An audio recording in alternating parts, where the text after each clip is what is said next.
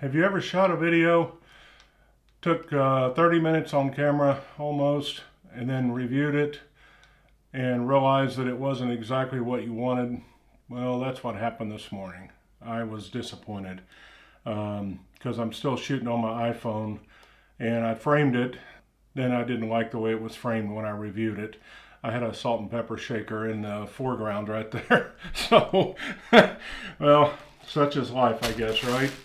So anyway, welcome to our life. We are changing camera systems, and I had opened everything up on camera the first time, but it doesn't really matter. I'm not doing a real unboxing. This is more about us switching camera systems. We changed over to Lumix, which I got the Lumix, I'll show you the box here. Lumix S5 Mark II. After a lot of research, and that's the camera here. I'm very happy with this. Also, I got the 24-105 with the optical stabilization, which is this lens, and I also got the 16-35, which is this one, and that's on the camera. Does not have optical stabilization, but that's okay. The camera stabilization should be just fine. So I did a lot of research on it, and I have been wanting for some time to switch from Nikon to something else, and I didn't know what to switch to. So I've been with Nikon. Well, I started off with Canon and film years and years ago, and now I've had gone to Nikon when I went digital. And when I sold everything, I had 5 bodies. I had an old D80 that I started off with. I had converted it to infrared. I had a D7000, a D700, a D800, and a Z6 that I got recently when I thought that I could try to utilize all my Nikon lenses for video. But the Z6 just doesn't cut it for YouTubing, I don't think. For video, it's okay, but a different application of it than what I'm doing. Also, it doesn't have all the latest technology in it, not like this, the Lumix S5 Mark II. The stabilization in this alone is worth buying the camera, but the being able to shoot 6K and crop vertical or horizontal without losing any resolution is nice. It's got pretty much everything you could imagine in it. I'm not going to go through it because there's so many videos. I'm going to link to a couple of my favorites in the comments that you can look at. But I will, a little shout out to Chris Howe. He's somebody that I watch occasionally. I found him through Peter McKinnon, and he was talking about this camera. He's apparently switched to Lumix and got this 5 Mark II. That was the starting point. I had not made any decisions or had no thought. You know, I'd just been doing research, found that, and the camera's just barely out. So then I started digging, looking at reviews, reading reviews, etc., trying to make sure that this, whatever next camera we bought, would do what we wanted to be able to do in the future, at least for the next couple of years.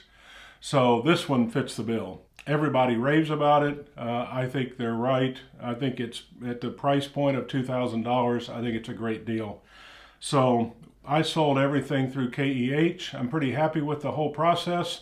I tried MPB and Adorama, and I don't know, I didn't follow all the way through, but quotes were similar, but I ended up with KEH. I packed up everything, shipped it all off to them, and the estimate that I based my stuff on was how I graded the equipment as far as damage to it or any wear and tear, whatever. And I take pretty good care of my stuff. They sent me back, after they got it, they sent me back a quote that was only a few $100s cheaper than what I had estimated. So I was super happy. So I said yes, they're going to write me a check. I'll get that shortly. I used that money to buy this. The other thing I did is I bought it through B&H or BH, I don't know how you, BH Photo. They offer overnight free shipping, which is pretty nice. I ordered it on a Thursday around 5:30 my time, so 6:30 their time. They close at 8 during the week, and they shipped it out that night. I got it before lunch the next day via FedEx. The other thing I got by that was I had applied for their credit card sometime back. I think it's called Paraboo, and they have 2 options when you buy equipment through their program. interest-free financing for a year, or they'll rebate your sales tax back to you instantly. And I took that option because I'm paying cash for it more or less. I'm going to put it on the credit card, get the $320 tax rebate, that's amazing, not have to pay the tax. And then I'll just pay the credit card off when the first bill comes, so it won't cost me a penny. Everywhere you look, the prices are all the same. Adorama, Amazon, where I normally buy things, but B&H has those two things overnight for free, and if you use their credit card, you can get your tax rebated. So big shout out to them. I really appreciate it. This is a great way to start this.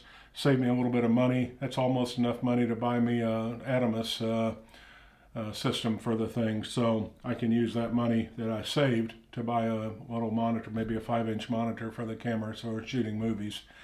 So anyway, that's where we're at. We did recently take a month-long road trip. We went out through Colorado, stayed in Denver a little bit, then we dropped down into Utah, did 8 national parks in about 27 days. We went through Moab, Utah, Zion, Utah. We stayed in Vegas for a party. I went to Death Valley. Then we left there and followed Route 66 over to the Grand Canyon, spent a couple of nights on the South Rim. Left there, continued on Route 66, stayed in Santa Fe for Christmas Eve and Christmas, which is amazing. I highly recommend it. They do a luminaria walk, and in the evening, Christmas Eve, there's carolers, there's little pinion fires, there's live music. There's about 100 art galleries you can wander in and out of on Canyon Road. It's really a nice evening. We had a really good time there. And after that, we left and headed home and stopped in Amarillo for Big Texan Steak, which is pretty touristy, not a great steak in my opinion. Plus, we waited an hour to get a table at the bar. We would have waited over 2 hours for a table, real table. And steak's not really worth it. I mean, it's like one of those things where you feel like you got to do it because you're stopping in Amarillo. After that, we stopped in Oklahoma City so that we could go to the Chihuly glass exhibit in the museum. After that, we stopped in Tulsa for the Bob Dylan Museum, which was a big check mark for me. We only had a few hours. I wish I could have spent the whole day. It's an amazing, if you like Bob Dylan, go. It's just amazing. They have all kinds of actual memorabilia from him. They have his notes, they have his notebooks, you can see his writing, lots of audio to listen to, a nice multimedia presentation that you start with. It's just really nice. You could easily spend the day there if you're a Bob Dylan fan. And then we headed home, stopping in St. Louis, Pappy's Smokehouse, great barbecue. Food Network rates them best ribs in the U.S. I don't know, they're the best I've ever had. They start off with a Kansas City style and then end up with a St. Louis style on them, so they've mixed it.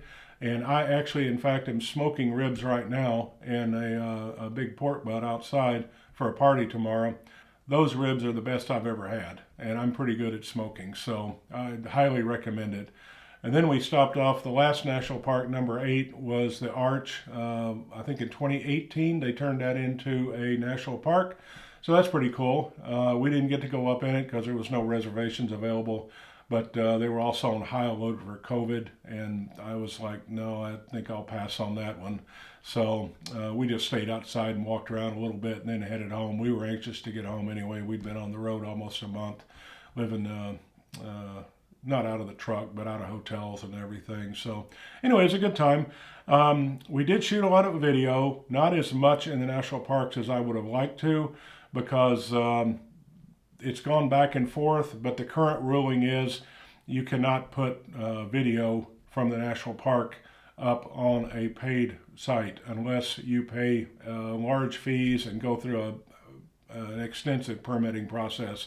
It's too much for somebody like me that's just going to show up on a trip, and I'm not going to spend $200 or $300 per national park to get a permit. I hope one of the YouTubers I watched that's really been like focused on this mentioned an idea which I thought was really good. National parks for YouTubers and people like us that just want to put stuff up on YouTube for your family, because YouTube monetizes it, even if you don't, you still can't use it. So that's ridiculous. I think they need to change that.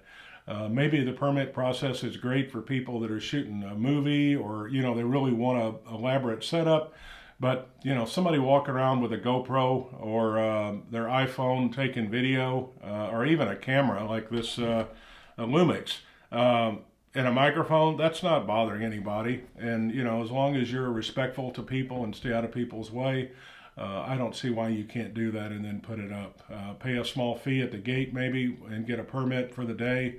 I think that would be great, something like that. And that would support the park. I thought that idea was really good. So maybe somebody will push that through. Who knows? Anyway, that's the update. I think that's it. We haven't been posting a lot. We kind of got lost in gardening last year in the summer, which we will again this year, but I'm going to dedicate some time every day, or try to editing, because we have a ton of stuff, a backlog of things that we need to get up that are really beautiful and interesting, hopefully. Last, I'll leave you with this thought. We are not going to be chasing topics and trends and all of that stuff. I am more of like, I'm going to do my own thing. I'm going to do my own thing, and hopefully you enjoy it and come along with us for the ride. We are retired and we are just enjoying life, and we wanted to share what we're doing, and we wanted to have some memories for later in life, when we're done with our traveling and whatnot. Hopefully next year we will be traveling overseas again. If not, definitely the year after that. We haven't decided yet this year what we're going to do in the fall. We're going to probably do some type of a autumn road trip. This time we might head up into Colorado and Montana or something like that. We haven't decided. Hope you subscribe and hang around and enjoy what we're doing, and let us know what you think. Take care. Bye-bye.